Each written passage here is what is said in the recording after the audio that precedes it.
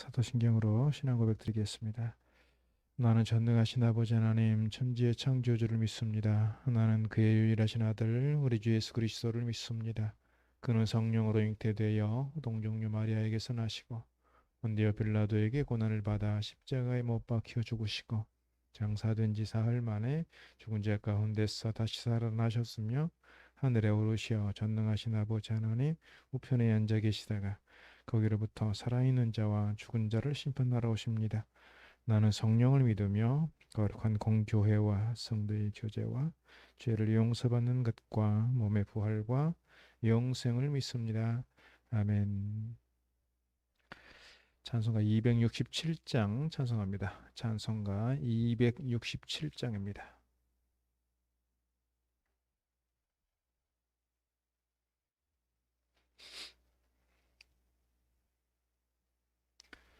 찬송가 267장입니다.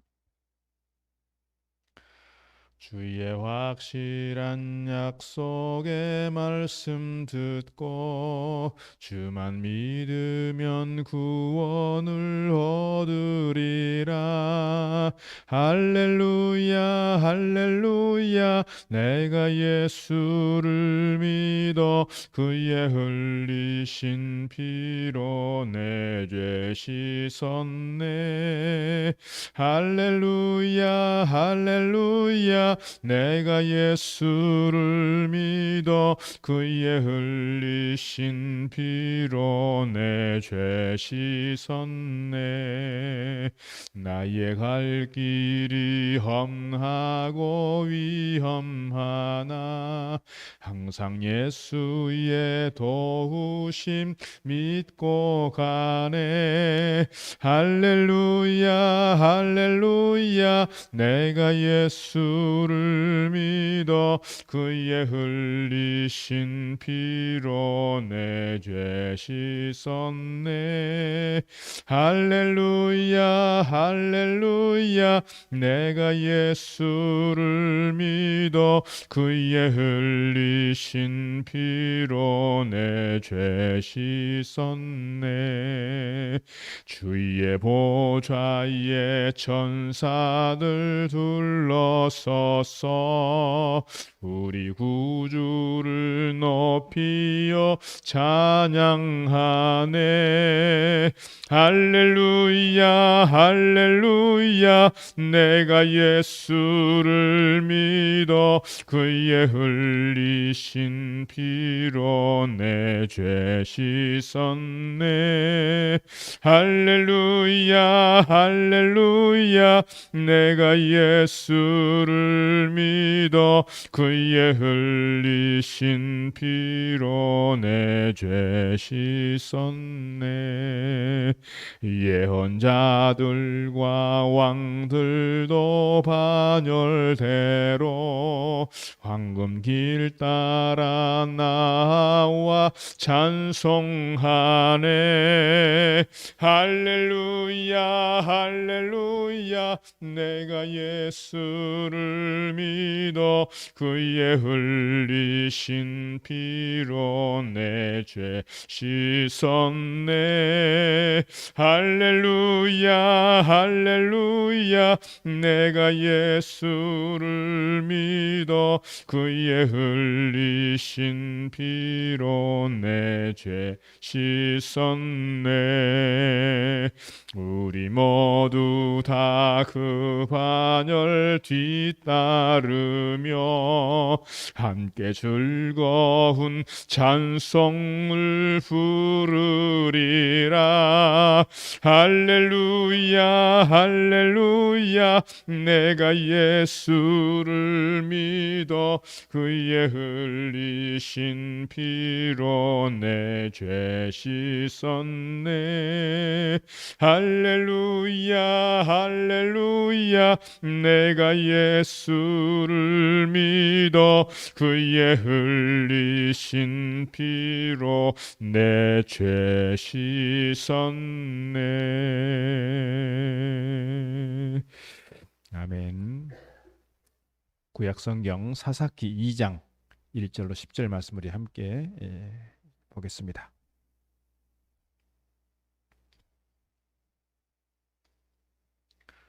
사사기 2장 1절로 10절 말씀 제가 봉독하겠습니다. 여호와의 사자가 길갈에서부터 보기임으로 올라와 말하되 내가 너희를 애굽에서 올라오게 하여 내가 너희의 조상들에게 맹세한 땅으로 들어가게 하였으며 또 내가 이르기를 내가 너희와 함께 한 언약을 영원히 여기지 아니하리니 너희는 이 땅의 주민과 언약을 맺지 말며 그들의 제단을 헐라 하였거늘 너희가 내 목소리를 듣지 아니하였으니 어찌하여 그리하였느냐. 그러므로 내가 또 말하기를 내가 그들을 너희 앞에서 쫓아내지 아니하리니 그들이 너희 옆구리에 가시가 될 것이며 그들의 신들이 너희에게 올무가 되리라 하였노라. 여호와의 사자가 이스라엘 모든 자손에게 이 말씀을 이름에 백성이 소리를 높여 운지라. 그러므로 그곳을 이름하여 보김이라 하고 그들이 거기서 여호와께 제사를 드렸더라. 전에 여호수아가 백성을 보내매 이스라엘 자손이 각기 그들의 기업으로 가서 땅을 차지하였고 백성이 여호수아가 사는 날 동안과 여호수아 뒤에 생존한 장로들 곧 여호와께서 이스라엘을 위하여 행하신 모든 큰 일을 본 자들이 사는 날 동안에 여호와를 섬겼더라. 여호와의 종 눈의 아들 여호수아가 110세에 죽음에 무리가 그의 기업의 경내 에브라임 산지 가이스산 북쪽 딥낫 헤레스에 장사하였고 그 세대의 사람도 다 그 조상들에게로 돌아갔고 그 후에 일어난 다른 세대는 여호와를 알지 못하며 여호와께서 이스라엘을 위하여 행하신 일도 알지 못하였더라. 아멘. 오늘 또 새벽을 깨어 나오신 여러분에게 하늘의 은혜와 복이 함께 하시기를 바랍니다. 몇 년 전에 우리 노회 목사님 장로님들이 일본에 있는 나가사키 지역에 이렇게 수련회를 다녀온 적이 있습니다. 우리가 엔토 슈사쿠의 침묵이라고 하는 책을 우리가 어렸을 때부터 많이 읽었던 책이고 많이 들어왔던 이야기입니다. 그 해변에 가면 이렇게 밀물과 썰물이 심한데 예수 믿는 사람들을 붙잡아다가 십자가에 매달고 썰물이 생길 때 십자가에 매달아 놓습니다. 밀물이 들어오면 그대로 이제 십자가에 달려서 수장이 되는 겁니다. 그런 자리들이 있고 우리나라 제주도처럼 일본도 화산섬이기 때문에 이게 온천이 많아요. 그래서 온천이 많이 개발이 됐죠. 온천이 뭐 우리나라 여기 뭐 일동에 있는 온천처럼 이렇게 따뜻한 물이 아니라 뜨거운 물이 이렇게 올라오는 그런 지역들이 많고 그래서 이제 그런 지역을 중심으로서 온천과 호텔들이 많이 개발이 됐는데 그 뜨거운 물에 사람들을 집어넣고 사람들을 이렇게 익사시키고 그런 현장들이 이렇게 돌아보게 됐습니다. 그런데 그런 순교의 현장 그렇게 믿음을 지켰던 사람들이 있었던 그 상황들을 우리가 좀 기억하고 있는데 지금 왜 일본이 저렇게 신앙적으로 부흥이 안 되고 있을까? 일본 사람들이 가지고 있는 어떤 기질과도 좀 연결이 된다 이런 생각이 들기도 합니다. 그렇게 많은 사람들이 순교를 당하고 죽어나가니 이 신앙을 어떻게든지 좀 지켜야 되겠고 신앙생활은 해야 되겠고 하나님을 믿어야 되겠는데 어떤 상황이 생기냐면 혼합주의가 생기는 겁니다. 다시 말씀드려서 그들은 주로 불교 문화권이 강한데 사실 정통 불교 쪽에서는 지금의 일본의 불교를 불교라고 인정을 하지 않습니다. 우리가 남묘 호랑이학교가 있는데요. 이 불교에서 나온 거잖아요. 근데 이 정통 불교에서는 일본 불교를 불교로 인정을 해주지 않아요. 사이비 불교예요. 사실은 일본이 왜 그런지 모르겠어요. 일본이 기독교도 그렇고 이 불교도 그렇고 사이비가 돼가고 있는 거예요. 그렇게 된 중요한 이유는 뭐냐면 생존과 관련되어 있는 것 같습니다. 그러니까 겉으로는 불교도인 것처럼 하고 불상을 만들 때 불상 어디 뒤에 이런 데다가 막 십자가를 조그맣게 새겨서 숨겨놓는 거예요. 그러니까 속으로는 내가 예수 믿는 사람이야. 속으로는 내가 하나님을 믿는 사람이지. 그러면서 겉으로는 어떻게 불교인인 척 하는 거예요. 그러면 나중에 시대가 바뀌었어요. 기독교 핍박 시대가 지나갔어요. 그러면 이 불교 문화를 어떻게든지 좀 이렇게 제거해내고 좀 순수하게 신앙을 회복하고 내가 기독교인입니다 라는 것들 좀 드러낼 수 있는 그런 신앙적 정체성을 회복을 해야 되는데 여전히 그렇게 하고 있는 거예요. 시대가 바뀌었음에도 불구하고 여전히 그냥 불상 밑에 조그맣게 십자가 숨겨놓고 있고 겉으로는 계속 불교인인 것처럼 하고 속으로는 이 기독교인 것처럼 또 예배를 드리고 이게 뭐예요? 혼합주의가 되어버렸어요. 그러니까 이 일본 기독교가 부흥이 안 되는 거예요. 시대가 바뀌었으면 정상으로 회복이 돼야 되는데 그것이 하나의 문화가 되어버렸고 전통이 되어버렸어요. 그러니까 이것이 기독교인 줄 아는 거예요. 이게 문제가 되고 있는 것이죠. 한 5년 전에 리비아에 있는 해변에서 IS에 의해서 기독교인들이 21명이 참수를 당했습니다. 참수당한 이유는 뭐였냐면 이슬람으로 개종하지 않는다는 거였어요. 근데 그 사람들이 누구냐면 이집트에 있는 콥틱 교회 교인들이었습니다. 콥틱 교회는 천주교하고도 조금 다르고 우리 기독교하고 개신교하고도 조금 달라요. 그 콥틱 교회는 마가복음을 기록한 마가가 이집트 쪽에 가서 선교했고 복음을 전해서 세워진 교회가 콥틱 교회라고 합니다. 그때는 다 천주교잖아요. 카톨릭. 우리 개신교가 생겨나기 전이니까. 그래서 그분들의 전통은 캐톨릭하고도 조금 다르고 우리 개신교하고도 조금 달라요. 그래서 중요한 건 그들 가운데 믿음이 있고 하나님을 섬기고 있고 마가가 전한 복음이 그대로 그들 가운데 살아 있다는 것이고 2000년 동안 그들이 순교를 당해 가면서도 그들이 이집트 주류에 끼지 못하고 계속해서 가서 폐지를 줍고 쓰레기통을 뒤져야 되는 그런 심각한 그런 생존의 위협 속에서도 그 신앙을 지켜가고 있단 말이죠. 지금 이집트 인구의 10%가 그래서 콥틱 교도입니다. 예수를 그리스도로 고백하고 하나님을 섬기는 그런 백성들이 되어 있는 것이죠. 그들 가운데 그 신앙 동굴 같은 데서 그렇게 예배하는 모습 이렇게 동영상 올라오고 사진 올라오는 거 보면 참 지금 우리가 하나님을 섬기고 있는 이 모습이 너무 초라해지고 너무 부끄러운 모습들이 같아요. 오늘 본문 뒤에 보면 이제 더 심각한 부분이 나옵니다만 11절에서 15절 말씀 보게 되면 이스라엘 백성들이 어떻게 하나님을 버리고 하나님을 배신하고 바알을 섬기고 그 토착신들을 섬기고 있는 그 모습들을 계속해서 보여주고 있어요. 어제 말씀드린 것처럼 이스라엘 백성들이 가나안에 들어가면서 가나안 사람들과 전쟁을 했고 그들 가운데 차지가 됐어요, 사실은. 근데 가나안 백성들을 제대로 밀어내지 못했어요. 그들의 신앙을 그대로 받아들이게 됐고요. 그러니까 자연스럽게 이 이스라엘 백성들이 혼합신앙이 되어버렸어요. 그래서 하나님께서 진노하시게 되고 하나님께서 이스라엘 백성들을 이방 족속들을 통해서 채찍질하시고 징계하시고 그들이 그 징계 속에서 또 울면 또 하나님께 또 회개하면 하나님께서 사사를 보내시고 사사를 보내서 구원하시게 되면 또 이스라엘 백성들이 조금 정신을 차리는 것 같다가 그 사사가 또 돌아가시고 나면 또 옛날로 돌아가고 또 혼합신앙이 되고 또 하나님을 배신하고 또 우상을 섬기고 그런 상황이 되면 또 하나님께서 진노하시고 이런 역사가 계속 300여 년 동안 반복되는 거예요. 이 300여 년 동안을 그래서 이스라엘의 암흑기라고 보통 얘기하는 겁니다. 암흑기다. 왜 이스라엘에 이런 암흑기가 계속되고 있는가? 오늘 그 원인을 본문 속에서 몇 가지 살펴볼 수가 있습니다. 첫 번째 말씀을 드리고 싶은 것은 1절 5절 말씀에서 그들은 울기는 했는데요. 제대로 된 회개가 일어나지 않았다는 거예요. 울기는 했어요. 하나님께서 사자를 통해서 이스라엘 백성들을 길갈에서 부릅니다. 모이게 합니다. 그곳에서 하나님께서 하나님의 사자를 통해서 그들에게 메시지를 선포합니다. 이것이 1절에서 3절이에요.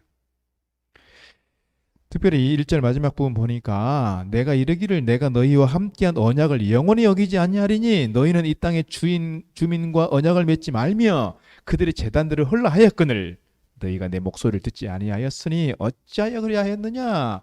하나님의 사자가 그들을 모아놓고 지금 뭐라고 하고 있어요? 그들에 대해서 쉽게 말하면 혼내고 있는 거예요. 왜 내 말을 듣지 않아? 내가 너희들을 이렇게 했잖아. 하나님께서 이스라엘 백성들을 가나안 땅에 들어가게 한 이유와 그 배경들에 다시 설명을 하고 가나안 사람들과 언약을 맺지 말고 가나안 사람들을 다 쫓아내라고 했잖아. 그런데 왜 말을 듣지 않는 것이냐. 3절 그러므로 내가 또 말하기를 내가 그들을 너희 앞에 쫓아내지 아니하리니 그들이 너희 옆구리에 뭐가 된다?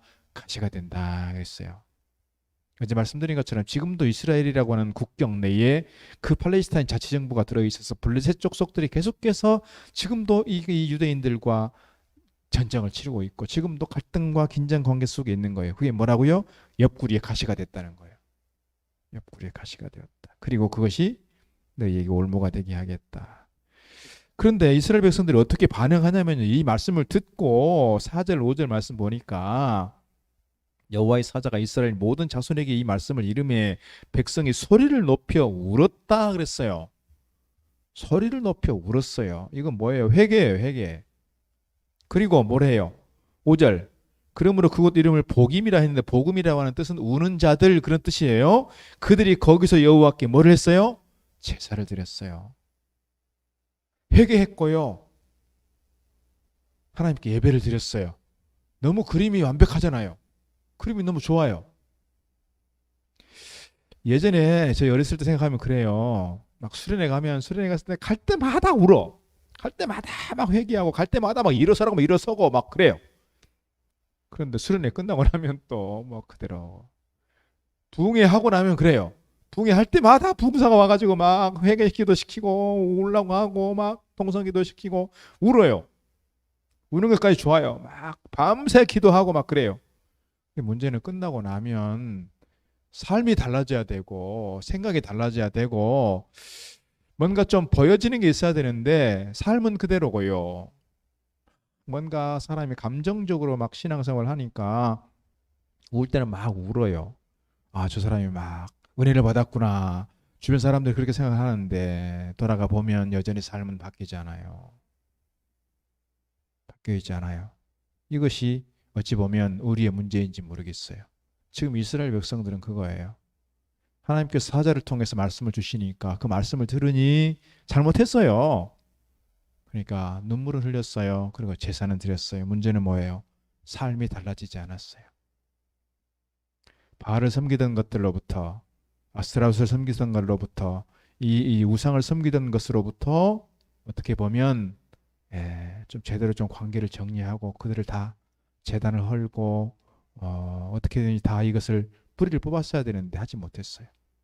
어제 말씀드린 것처럼 가나안 족속을 쳐서 이기지 못한 중요한 이유는 그들은 이미 철병거를 가지고 있었고 이스라엘 백성들은 청동기 문화를 가지고 있었어요.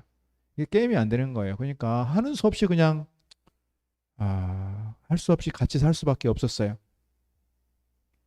그런데다가 더 어떤 일이 있었어요? 이 가나안 족속들을 이스라엘 백성들이 노역을 삼게 했다면 노역을 하게 했다는 거예요. 쉽게 말하면 종으로 부려먹게 됐어요.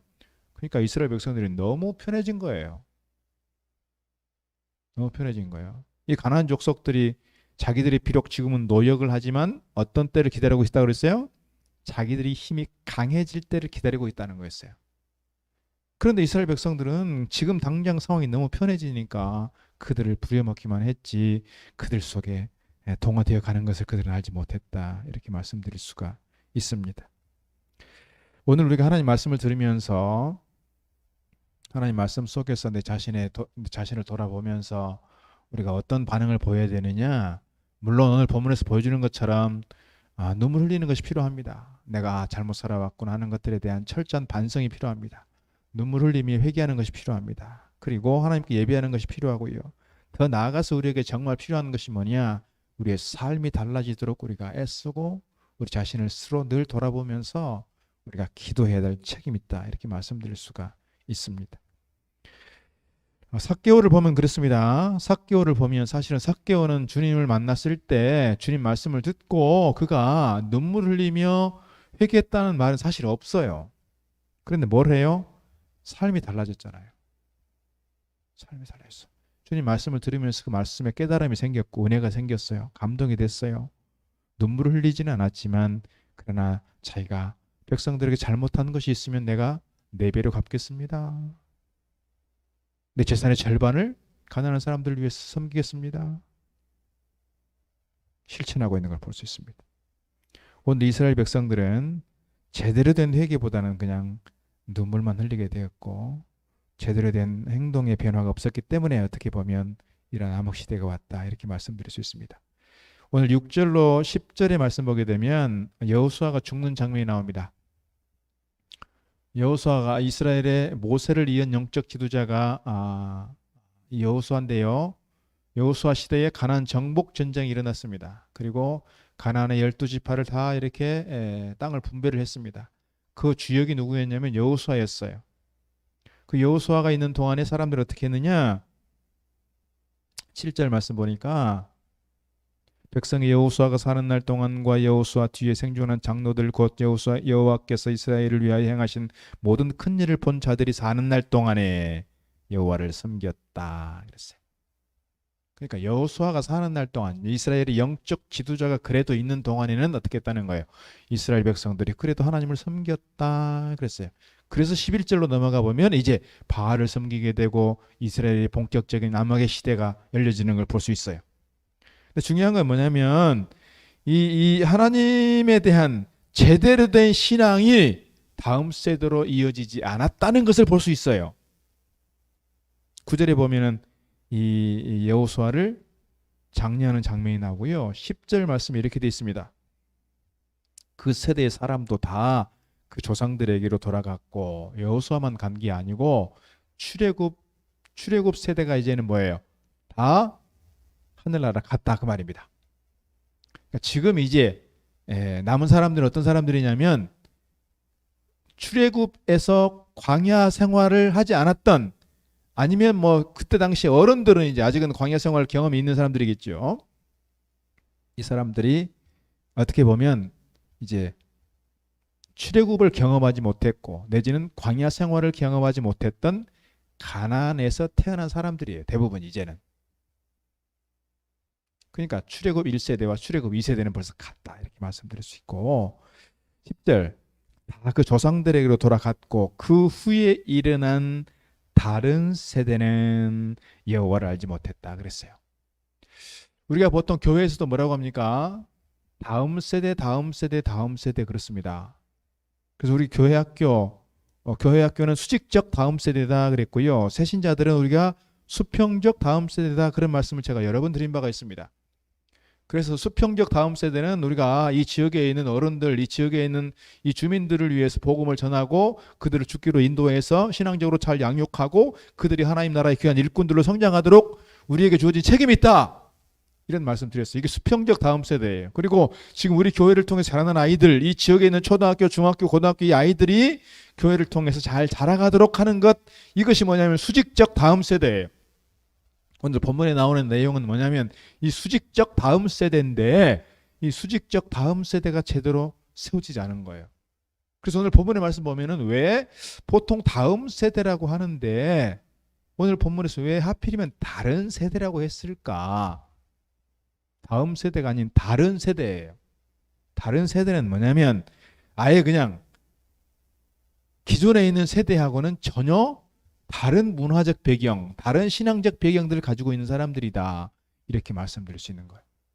다음 세대라고 하는 것은 어른들이 가지고 있는 이 신앙을 계속해서 계대해 가고 신앙이 전수되고 신앙이 계속해서 계승되어져야 되는데 그렇게 제대로 하지 못하고 그 가난한 문화 속에서 자라갔던 이 아이들, 그래서 이 아이들은 뭐예요?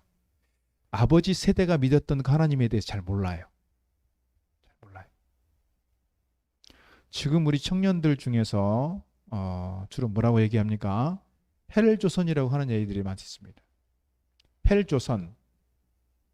헬조선이라는 얘기는 뭐냐면 뭐 조선이란 말이 좀 그렇지만 하여튼 우리 대한민국이 지옥이란 얘기잖아요. 지옥 같은 나라다 그 말이잖아요. 지금 우리 기성세대에서는 우리 한반도 5,000년 역사 속에서 지난 100여 년 동안이 가장 발전했고 성장했던 시대라고 말하고 지금 우리가 누리고 있는 이 평화로운 시대, 지금 70여 년의 시간이 지났잖아요. 전쟁이 없는 시대가. 우리 한반도 5,000년 역사 속에서 이렇게 70년 동안 전쟁이 없었던 때가 없었다는 거예요. 그리고 이렇게 경제적으로 풍요로운 시대, 이렇게 풍요를 누리고 있는 시대가 없다는 거예요. 그런데 어른들은 알아요, 그 세대를. 왜냐하면 우리가 어렸을 때 그만큼 힘들게 살았기 때문에. 그런데 지금 젊은 애들은, 지금 청년 시대는 뭐예요? 태어날 때부터 너무 풍요로운 시대를 경험했어요. 어렸을 때부터 부족함이 없었어요. 그러니까 이 청년의 때에 뭔가 취업이 잘 안 되고 꿈꾸는 것들이 잘 안 되고 자기들이 생각했던 대로 잘 안 되니까 뭐예요? 헬조선이라는 거예요. 헬조선. 그러니까 어렸을 때 자기들이 정말 힘들었던 시대를 경험했으면 그런 얘기 안 할 거예요. 그런 얘기 안 할 거예요. 그런데 이 아이들이 너무 어렸을 때부터 풍성하게 자랐고 모자람이 없이 자랐고 부족함이 없이 자랐던 세대라 조금 더 힘들면 그 힘든 걸 못 참고 못 견디는 시대가 돼버렸어요. 문제는 뭐냐면 신앙적으로 우리가 다음 세대를 이만큼 키워가고 있는가 하는 거예요. 오늘 이 여호수아의 시대의 역사, 여호수아 시대가 뭐예요? 가나안 정복 전쟁은 뭐예요? 이 다른 세대에 의하면 이 여호수아가 정복 전쟁했던 그 시대는 이제는 전설이 되어버렸어요. 신앙이라기보다는 아버지 세대에 겪었던 하나님께 대한 체험적 신앙보다는 전설이 되어버렸어요. 전설이. 신화가 되어버린 것이죠. 오늘 그런 점에서 오늘 우리가 우리 다음 세대를 어떻게 키워야 될 것인지를 정말 책임 있게 우리가 감당해야 되겠다. 그런 생각을 갖는 겁니다. 오늘 우리가 혼합주의 신앙이 아니라 적당주의, 적당하게 타협하는 신앙이 아니라 하나님을 잘 섬기는 믿음의 사람들로 서야 하겠고, 특별히 우리의 다음 세대를 더욱더 믿음 안에서 신앙적으로 잘 세워가는 책임이 우리에게 있다는 걸 기억하면 정말 우리가 기도하고 우리가 정말 애쓰고 노력해야 될 필요가 있다. 이런 말씀 드리고 싶습니다. 오늘 우리의 신앙이 적당히 타협한 신앙이 아니라 올곧게 하나님을 하나님으로 섬기고 하나님만 따라가는 믿음의 용사들 다 되기를 주 이름으로 축복합니다. 기도하겠습니다. 하나님 아버지 감사합니다. 오늘 이스라엘 백성들을 보면서 오늘 저희들이 적당하게 세상과 타협하고 혼합해가는 신앙이 아니라 정말 하나님을 하나님으로 섬기고 하나님만 섬기겠다고 하는 이 여호수아의 신앙적 고백이 날마다 우리 가운데 있게 하시고, 뿐만 아니라 우리 다음 세대를 신앙적으로 아름답게 든든하게 세워가는 저희들 되게 하셔서 우리 역사 속에서 하나님 어떻게 우리 안에 역사하셨는지, 우리에게 은혜를 베푸셨는지, 우리와 함께 하셨는지를 늘 가르치고 교육할 수 있는 그러한 신앙적 책임을 다하는 저희들 되도록 인도하여 주옵소서. 오늘 또 새벽을 깨워 기도하며 주님께 나아가는 사랑하는 주의 권속들을 기억하시고 간절한 기도의 제목들이 주의 능력 가운데 응답되도록 오늘 또 제 삶을 주장하시고 제 삶에 주님 함께 해주시고 제 삶에 주님 개입하여 주시고 제 삶을 주님께 선한 걸음으로 인도하여 주옵소서. 예수님 이름으로 기도드리옵나이다. 아멘. 하늘에 계신 우리 아버지 이름을 거룩하게 하시며 아버지 나라가 오게 하시며 아버지 뜻이 하늘에서와 같이 땅에서도 이루어지게 하소서.